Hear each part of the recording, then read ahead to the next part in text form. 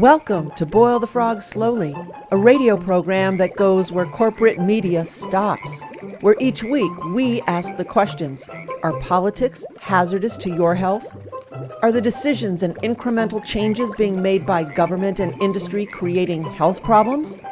What are they? Why don't you know about them? What can you do about it? Not only do we ask the questions, we furnish answers with unparalleled documentation, research, studies, and guests from around the globe, with proof that unequivocally show that yes, politics are hazardous to your health, and you had better be informed before it's too late. Boil the Frog Slowly. A cute name? No. It's what's happening right now to you and me and the rest of the world as we placidly float in a slowly simmering pot of subtle changes. And those who hold the recipe to this agenda count on the fact that we won't notice the heat until we're sufficiently boiled, unable to resist. I'm Pat. And I'm Sebastian. And today we're stirring the pot. Thanks for joining us. Hey, Sebastian, we have the best guest, don't we? Yes, we do. All right, let me tell you about our guest today. She is Sandra Chianfoni. She is an environmental EMR research investigator and advocate. For the past 8 years, Sandra has investigated the noise pollution known as the hum, which is exposing the public worldwide to this health hazard. She has published 2 websites. The first is sandara.wordpress.com. And that describes the impact the constant noise is having on the population, urging others to join them so that the awareness is raised, forcing the government agencies to enforce the laws that are supposed to protect us from this air pollutant. There is no mystery as to why this is happening. Evidence points to the utilities. The second site, smartmeternewsupdates.wordpress.com, is where the current news related to the dangers of smart meters and the infrastructure can be viewed. There's a new addition to that site, and it's called Smart Grid Syndrome Testimony Submissions.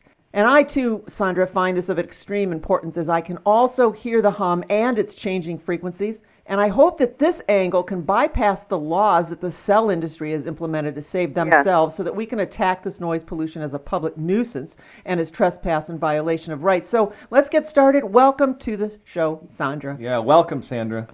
I want to thank both of you for giving me this platform so I could speak about this. It's very difficult because I think there's a media blackout, and definitely pretty much people who are filing complaints, we have a formal complaint letter that we would like people to file so that we're all in unison as far as the language and what the cause is. Mm-hmm. Because they pretty much like to compartmentalize every complaint and keep it isolated from each other. So it's very important that we speak out and not be afraid to do so. I think if people really get the severity of this issue and really come to understand it, the fear should totally disappear when you are the one that has to advocate, protect your own children from this. You know, everyone has their own hook or interest or agenda, I think, around this issue. But the commonality is the same. The cause is the same. The impact is the same. And just because there are hearers, they call them hearers, who are hearing this particular noise, it's only a byproduct of the radiation pollution that we're all being exposed to unwillingly and without our consent, and absolutely no way to possibly defend ourselves against it. Hey, let's go back to your pre-hum days and share how it is that you first became aware of this noise. Yeah, I want to give some background as to who I am, or who I was. I was not an activist. I pretty much the last 30 years, I ran a business, a wholesale manufacturing business. I produced health food products that was sold nationally. And I was looking forward to retirement and spending time on things that I put on the back burner. Gentler, quiet things of, spending more time at the ocean and pursuing hobbies that I kind of, like I said, I put on the back burner.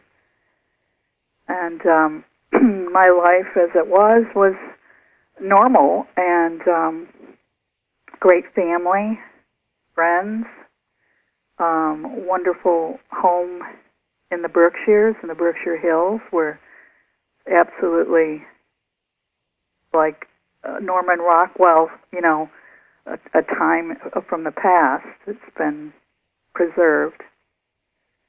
And in 2006, they started updating the utility poles with basically the AMI, the smart meter infrastructure. And everyone was excited because DSL was coming, high-speed internet, and we signed up for that. And at the same time, they were upgrading the poles and putting Wi-Fi repeaters basically to accommodate the mesh layer of the smart grid network. Now, mind you, I knew nothing of that. I'm talking about this now in hindsight. I knew nothing of other than the fact that we were going to get high-speed internet. Wired. I mean, it was still hardwired. And when it finally did come to our street, now I live in the country. I have 4 acres of land. I've lived in this home since 1999 when I purchased it, and pretty much in Berkshire County since 1983. Very familiar with the landscape. Hiked my dogs on the Appalachian trails in this area. And, I know what the environment sounds like. Pretty familiar with it. And there were no cell towers here, and there still basically are no cell towers in our town. There is one that was constructed a couple years ago that is 5 miles from my house. So we have no service here. There's spotty reception, but we really can't use a cell phone here. No industry, no major roads. Everything is pretty much 8 miles away as far as amenities. So there's not anything that you can point this to other than the power grid. So anyway, the first symptom was that I was feeling nervous, and especially at night when I was trying to go to sleep, I would just lay there and I couldn't go to sleep. And I thought, what is the problem? Is this something that someone experiences as they get older? Because I had no history of sleep issues and no medical condition where I'm taking any prescription drugs. So it was kind of disturbing to me that I could not fall asleep. And then the noise, I became more aware of this discrete background noise, that once, the longer you're exposed to it and the longer it's an accumulative effect, the louder it actually becomes in your head. And so I was woken repeatedly by this noise, and then my body would defend against it, and I would force myself to try to go to sleep again, and eventually I would, but it was very intermittent. I was waking up every couple hours. So the first perception of what I heard was harmonic tones, this ringing kind of tone that was outside my head, not in my head, because I would shake my head and kind of diminish it, and then it would build up again, and then I'd wake up and shake my head, and it would kind of diminish it again. And there was a high hissing and very high hissing frequencies in my left ear that I've never heard before. And then the physical effects started to become more severe with pressure in the head. I was constantly kind of trying to equalize the pressure in my ears. These chronic migraine-like headaches ensued, and this isn't something I ever had a history of. I would have a headache and know what that is, but this was more like migraine symptoms where I couldn't even open my eyes. That was pretty regular. And then the heart palpitations began, the vertigo, nausea, nosebleeds, which frightened me to death. For no reason, all of a sudden, my nose would start bleeding. And the other symptom was also hearing my appliances in my house were amplified. And never had any issue with cooking, something I enjoy doing. I couldn't even cook in my kitchen. I had to turn the refrigerator off because it was just impacting me so tremendously. So this wasn't something that one could ignore, because I know that others who hear it in the way that I hear it, it is not something that you can just live with. Of course, I am living with it now, but because I have to mask it with, right now I have a fan on in the background, and that has to be next to my bed at night. Something like the TV or the radio always has to be on. If I'm cooking in the kitchen, I have to put that on, or just being in the noise, it's very enervating, and it's very, it creates frustration and just feeling like you're a caged animal. I mean, there's absolutely no way to escape it without creating other kinds of noises. Now, people that don't understand, what is the difference between a fan noise and a television and music? A pure tone, and I'm going to read this definition very simply put. A pure tone means any sound which can be distinctly heard as a single pitch or a set of single pitches. That's why it is so disturbing. That's why it is actually a health hazard. And it was deemed such by the EPA in 1972. They put it in the Clean Air Act. And since then, many states have adopted regulations against any type of thing producing pure tones in the air. Now, I don't think historically that anyone could, fast forward into the present and ever think that we would be living with a pure tone 24 hours a day, 365 days a week, and it being caused by the antennas, or the power lines turning into antennas, and being that they're interconnected, and the infrastructure is using radio frequencies, radio waves. It's turned into one huge antenna worldwide. And I'm going to give you a definition of antenna. Means a system of electrical conductors that transmit or receive electromagnetic waves or radio frequencies or other wireless signals. And that's what the grid has turned into, basically a weapon of mass destruction. So we started, of course, investigating what is this noise that we're hearing in our house. And the first thing that we did was to eliminate all the possible sources that could be in our home.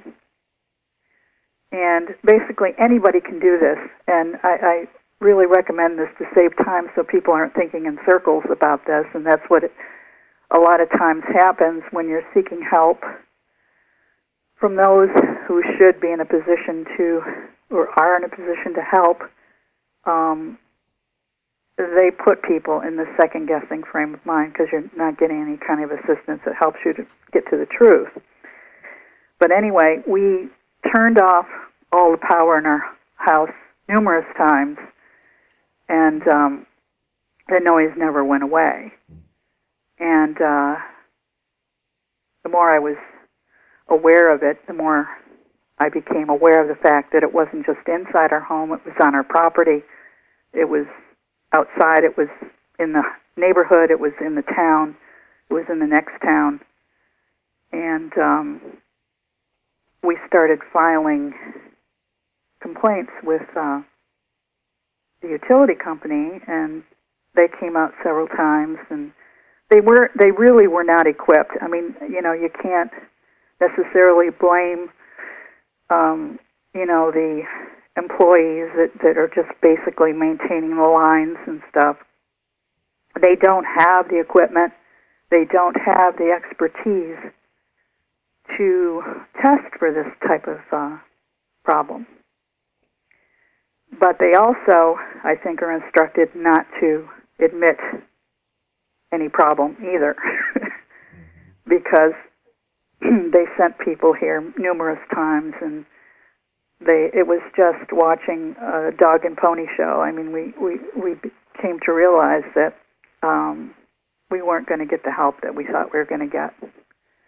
So we filed complaints with the regulatory agency, the Department of Public Utilities, and the DEP, Department of Environmental Protection. And we were in a regional office in Springfield, not Boston at the time, and they sent this issue to the Waste Management Division. And they sent a woman out here that they stuck a sound pressure meter in her hand and said, go do some noise studies or sound studies in Monterey. And we basically showed her how to use the meter, because by then we had rented our own meter from Pine Laboratories, the same laboratory that National Grid, our utility company, rents their equipment from, because they really don't have this equipment. And it's a calibrated piece of equipment that does all the mathematics, and you really can't tamper with it. All the information is calculated and stored in that meter. And we had no problem finding the pure tones in our studies. But every time the utility company did their study, they botched the test for one reason or another, and they had done it several times and came up with nothing. So they closed our case. It never was really a case, because any complaint that we filed, they would not give us any acknowledgement that they accepted it as a formal complaint, nor did they give us a docket number. So they closed the case, and we came back at them with power quality evidence. We hired an engineer to come and do power quality monitoring, and that basically is something that a regular citizen just doesn't do. And nor did we have any knowledge of this. This is stuff that we basically were on our own, had to fend for ourselves and figure out how can we acquire evidence to get them. So, we were networking with people in Kansas and Colorado who were experiencing dirty electricity issues, and I got turned on to Dr. Hillman, who's in Michigan. He's an incredible human being. He's in his late 80s, and he's still fighting for dairy farmers in Michigan and Wisconsin. He has very compelling evidence about dirty electricity, and this goes all the way back to the 80s,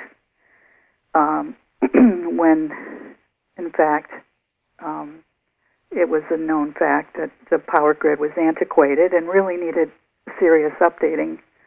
But the standards were just, never modernized. So this is another issue that we are facing with the smart grid, is that all these devices that they're putting on the electrical infrastructure was never meant to be on the power grid, because the power infrastructure, power lines were designed to only carry electricity one way, not two ways. And I think this is what started the problem of it being so pervasive throughout the United States and worldwide, is that the mesh layer needs the two-way communication in order to upload data and manage the smart grid and communicate to each meter.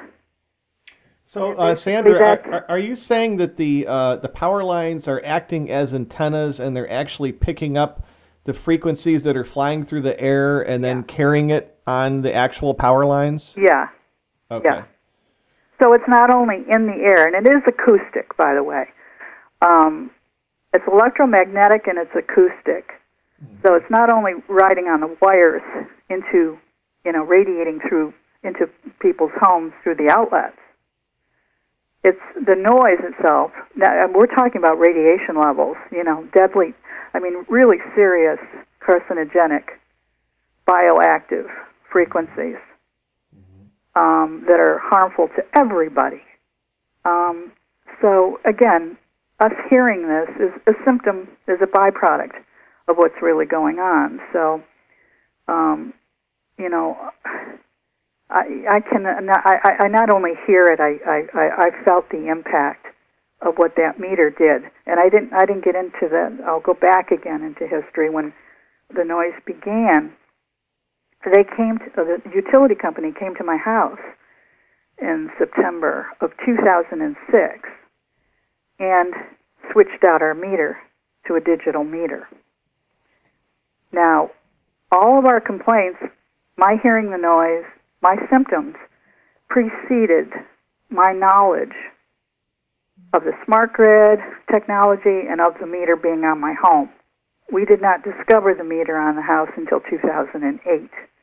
And then I got confirmation from the utility company of when they actually came here and switched out the meter.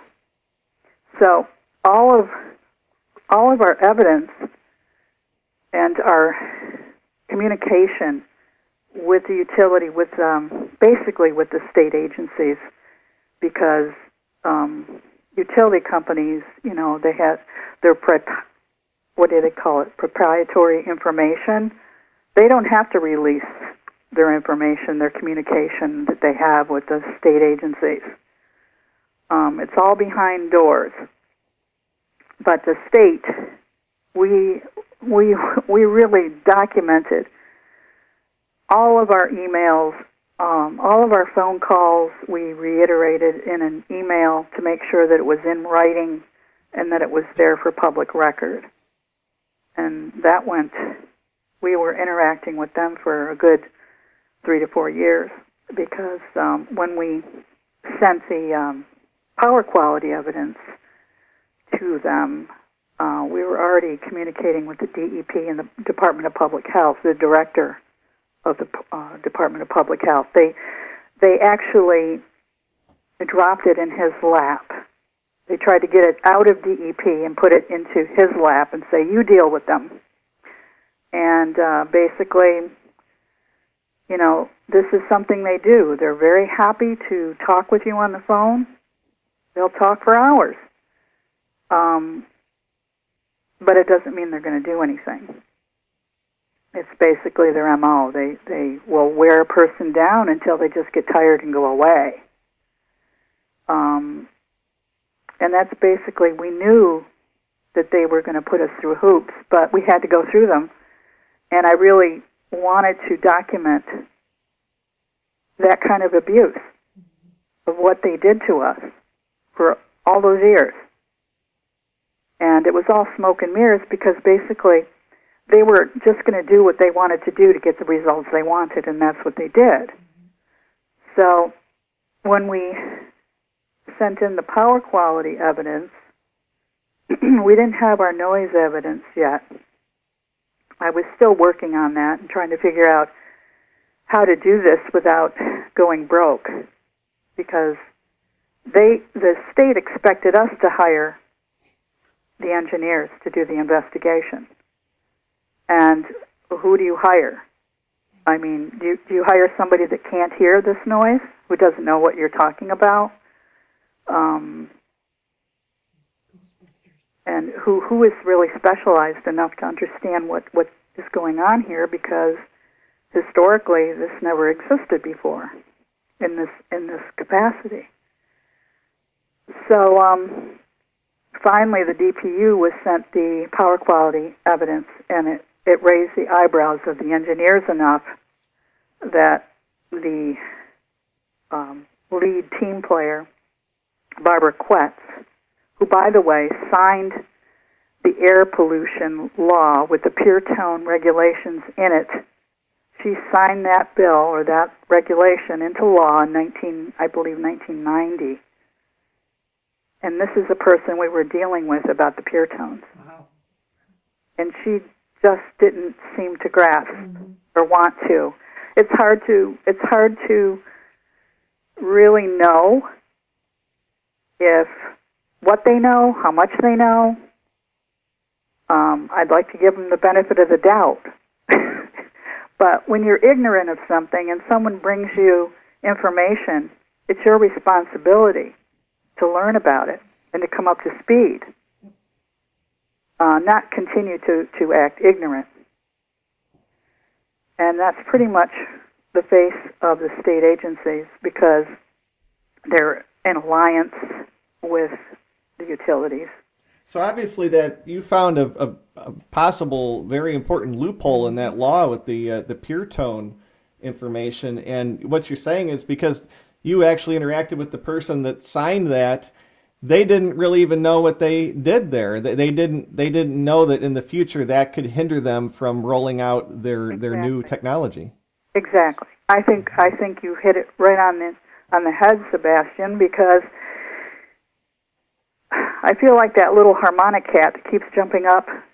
And I don't know if you remember them. It might I'm dating myself, but you know, they had this group on the Ed Sullivan Show that used to play the harmonicas, and they had a small guy that was always jumping up and down trying to be seen, and they always put him behind them, in the back row. And that's what I feel like with this issue. Not trying to diminish in any way the importance of, of what people are fighting for. I mean, they're all, cell phone radiation, smart meter radiation, whatever it is, we're all in the same boat. And I don't believe we're going to get anywhere for a number of years as far as the health issue, because they're completely ignoring anyone who comes forward. And there's thousands of people who are saying exactly the same thing, that if people are aware that meter was put on their house, they were aware of the timeline, they're aware of when they started feeling these symptoms. And if you look at the testimonies of all these people, it's consistent. Yeah. It's like how many women have to come forward to say they were raped by Bill Cosby for them to be believed? Kind of the same thing. Sandra, let's talk about the background stressor, because this is going on in the background. You're talking about people that are called hearers, but for the vast majority of the population who say that they can't hear it, they're not paying attention to it, don't want to hear it or whatever, it's still going on in the background. It still is a stressor on the body. Yeah. And I'm going to imagine that it's affecting our whole neurological system. What studies or what information do you have on that? Well, there aren't any. I mean, other than, seeing what has been precedented by sleep studies. I mean, it's pretty obvious that insomnia is really increased. It has, and so we're being affected by time this. frame. Yeah. And depression, nervous tension, suicides. This could all be at the base of all that, at this, at the root of all that, of all this. I believe it does. If you start connecting the dots and watching and observing and reading about the bees and the birds and the bats here in Berkshire County, that's when they started to discover that we've lost over, I think it was like 80% of our population of our bats starting in 2006. This is when the noise was turned on. This is when they turned on the smart grid. And even though, it's so hard for people to grasp this, they said, well, we don't have smart meters. Who told you that? The utility company? Because their idea of what a smart meter is totally, maybe different than what we're perceiving a smart meter is. A smart meter can be an analog meter as well as a digital meter, and a digital meter may not be a smart meter. What differentiates them is the fact that it's capable of two-way communication. So if they have the antenna turned off, or the TWAC, which is, it can be wired or it could be wireless. So you're saying there are actual meters that transmit frequencies over a wire? Yes. And our grid's not really designed for two-way communication, so therefore to do that just is trying to force a square block into a round hole, basically. Exactly. I published, I try to find as much research as I can from engineers who have been talking about power line communication. And they're always kind of changing up the language so that people remain confused, or it's harder to obtain or figure out what's going on, because they aren't transparent. They never will be. You have broadband over the power lines. You have power line communication. These things are basically injecting radio waves, frequencies, into the power line two ways. And most of the engineers that have written about this, they do write about the noise floor. The ambient background noise is raised tremendously. It's a volatile environment when you do this kind of thing on the power grid. I don't consider myself electro-hypersensitive. I may be radio wave sensitive, but I wasn't one of those people that couldn't use a cell phone or couldn't get on the computer or telephone, or, it just wasn't in my consciousness, nor was I physically impacted.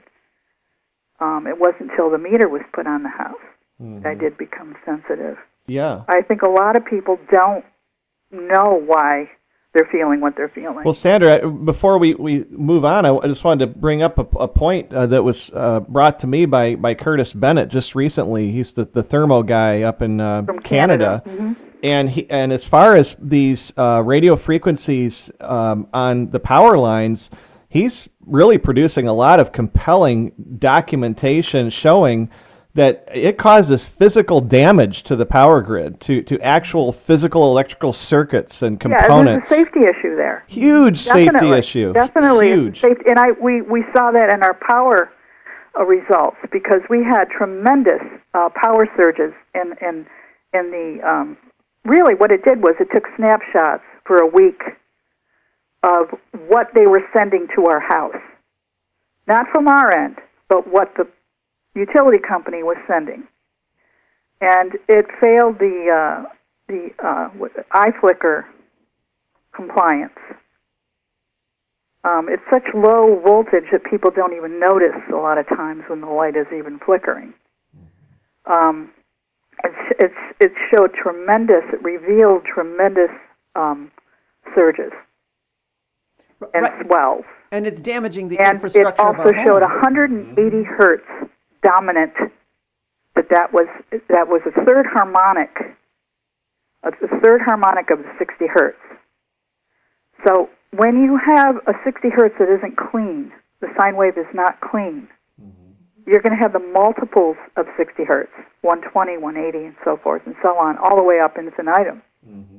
And that equates to noise.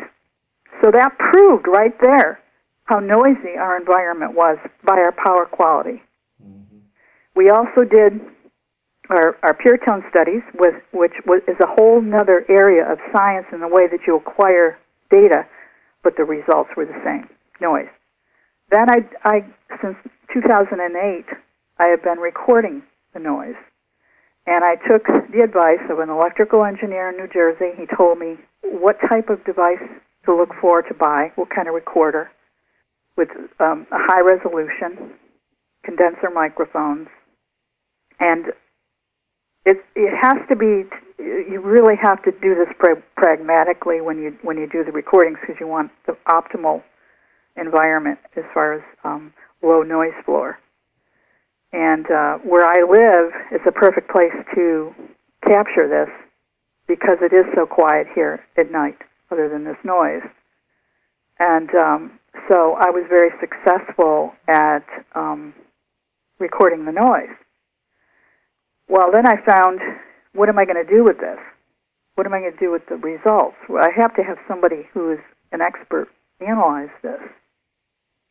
And I found a gentleman in Maine who is a forensic audio engineer.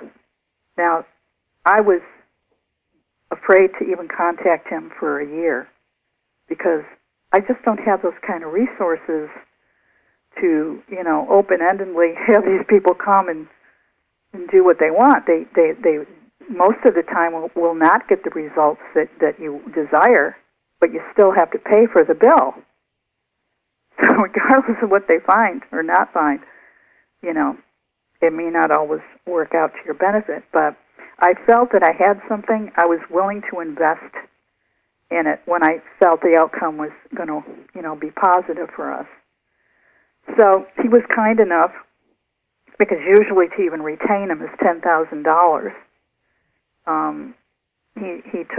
He said, send me your recorder with the sound card and $500, and I'll take a look at 3 recordings. So I do 1 minute exemplars. That's all you need, is to capture 1 minute at a time. And he got back to me, and that I'll never forget that day. I mean, it was just, can you imagine, that was a happy day because I was validated by physical evidence. This wasn't something that I was just conceptualizing about or talking about. You tell somebody about this who doesn't hear it, they don't get it. They just don't get it, how this can impact you. And that's why most recently I posted the emergency broadcast signal on my Sandora website, because I want to give people, they have to really visualize this and realize this, of what this sounds like. The broadcast signal is a pure tone. It's not the pitch that I'm hearing, but it is a pure tone, and I wanted people to hear that. And to imagine themselves not ever being able to escape it. It never turns off. So the recordings that we have prove without a shadow of a doubt that this is a constant noise. I sent him more samples, I think it was 8 or 10 months later after the first batch that I sent. And the second batch I sent, I wanted the confirmation again. I wanted to make sure that what he found was real and that, it couldn't be disproven. So a neighbor of mine who lives 4.5 miles away but still in our town, she allowed me to come over. And I was there at 2 o'clock in the morning. I didn't want any airplanes or traffic or anything to get in the way of the recording. And I do a timestamp. In my town, I can do this because it's a small town and they know who I am, and I've made myself visible about this issue since 2007. And I call the police dispatch, and they know who I am, so they don't go through a whole song and dance of, well, ma'am, what are you calling for? What is this noise? Blah, blah, blah. I just call, and I use that as a date stamp, so they know if this went into a court of law, and I didn't have a date stamp, it didn't matter if I said, I'm Sandra Chianfoni, I'm at blah, blah address, it's 2 o'clock in the morning. They would say, well, how do we know you're not standing under a cell tower? So the date stamp is very important. And we sent 3 exemplars in, one from my neighbor's house, one from my house, and one during a major power outage. There was no power in the town. And all of them came back positive of the noise. He said you could, the fingerprint of it is the fingerprint. It's just like if if somebody, you have your fingerprint of your thumb. It's a fingerprint. It identifies this noise. And they all showed up identically the same. Like I said, I've been recording this since 2008, and I have CDs, sound cards filled with 1-minute recordings going back to 2008, and it's basically the same. Is the sound changing at all? So I'm sorry, what? Is the sound changing at all since 2007 to now? When it first came on, I think they were doing a lot of tweaking, and the personality of it changed. Mm-hmm. But now it's pretty consistent. It's always the same thing, and it's exactly the same no matter where I go. Okay. Where I've traveled back to my hometown, where I've stayed for months, exactly the same. In Maine, I've been all over the East Coast, all the way down to Maryland. It's exactly the same. Okay. The characteristic of it is no different. And I wouldn't expect it to be. Mm-hmm. And that's why, when people are thinking it could be the gas line, it could be HARP, it could be, aliens, the one common thread we all share is the power grid. We have no gas pipelines here. We have no cell towers here. We do have Wi-Fi, which is something that was prominent in the recordings was the 217 hertz. And that is a transmission base station signal that operates the 915 megahertz, which is related to, the communication for the smart meters. So, when we presented, we were involved in this they called it the mult-agency / utility initiative. After they got our power quality evidence, then they decided they were going to carry on this investigation. And I said to Barbara Quatz, I said, are we going to get a docket number? And she said, oh, no. No, this is a multi-agency / utility initiative. So they just did not want this to proceed to a hearing. And when they were designing the protocol, because they were going to have Verizon come out here and the electric company, I said to the lead team player, who was Carrie Bowie from the DEP, and we're now dealing with all the state agencies in Boston. We're out of the divisional waste management division. We said, well, are you going to hire an independent contractor, a disinterested party to come here and do the proper sound testing? And they just wouldn't do it. They deferred to National Grid, who had already been out here several times and botched all of the sound studies that they did. They were worthless. They would not hire somebody. And I said, why are you hiring the company? The National Grid are the people that are saying there's no problem. We proved them wrong. Our evidence shows there is an issue, but yet you're going to have them do the testing. And that's who did it. That's who eventually came out here. They had a protocol to come out here. It took them almost 3 years to design the testing protocol. We had to leave our house overnight. They wanted to do pure tone testing in our bedroom. So, given the fact that we knew how they operate, we certainly had no trust in them whatsoever. We hired a mechanical engineer who was an expert in sound, and he set up an SPL meter to do pure tone testing. And we did that parallel testing in our bedroom next to national grids. They also put one outside overnight. So this took all day. They were out here all day in January. They picked the coldest day of the year to be here. And they would not let us witness any of the testing. They said we could not be here, but we could have somebody advocating for us. They did not want us here. So about a month after the testing, we get a call from Kerry Bowie, and you could tell by his voice he did not have good news, and he did not like talking to us.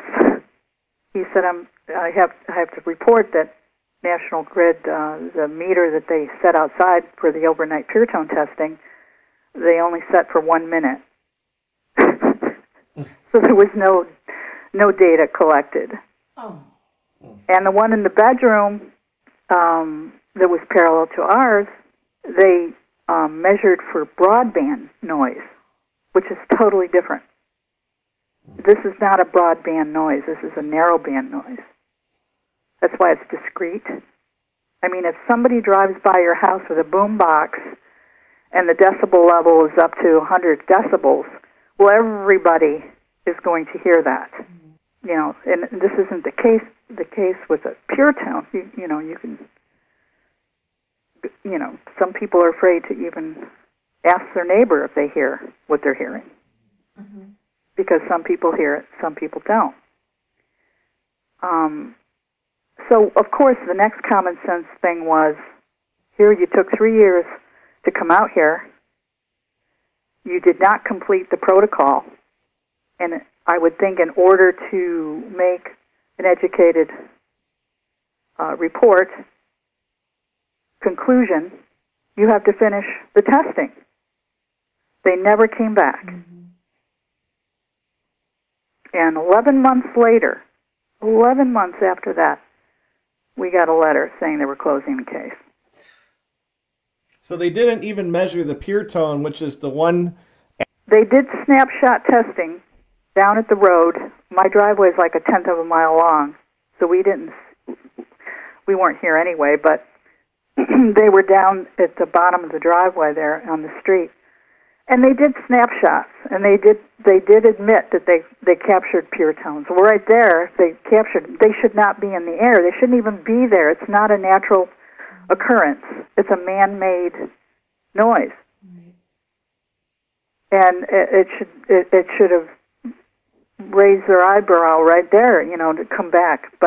And that's why, it's like, who's really pulling the strings here? Right. And this is what you're calling the smart grid syndrome, correct?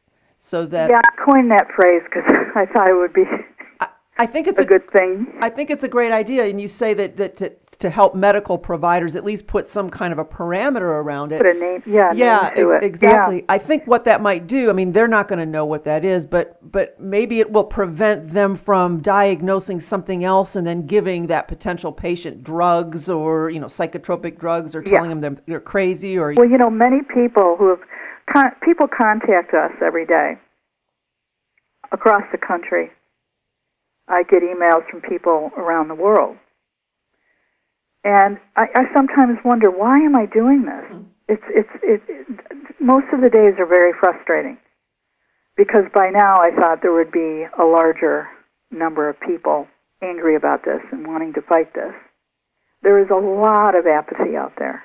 And to figure that all out, is a mixed bag. It's like people are just trying to survive. Many people are overwhelmed in their daily life. Yes. Many people don't feel, like they could make a difference. But I have to remind people that this is fighting for our children as well. they can't advocate for themselves. And for young kids to be born into a world that they can't even compare the difference of the ambient background noise. Mm-hmm. They're born into this. So this to them is the norm. You've got the digital age children, walking around with iPads and cell phones at 5, 6 years old, already addicted. This is a fascinating topic that perhaps we should delve into once again with you. Okay. Yeah. Well, Sandra, thank you so much for sharing this information with us today. It's well, huge. I really appreciate you allowing me to do so. And well, I'm so glad we met, and at least this way for now. Take care, both of you.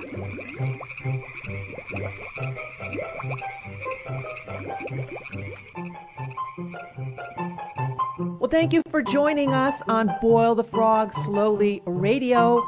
Please come back next week, and for more information, go to the website boilthefrogradio.com. And until next week, remember to practice safe phone. Boil the frog slowly, you're a frog in a pot. Turn out the heat and things will get hot. Will you jump out or will you burn? Listen to the show and you will return to Boil the Frog slowly.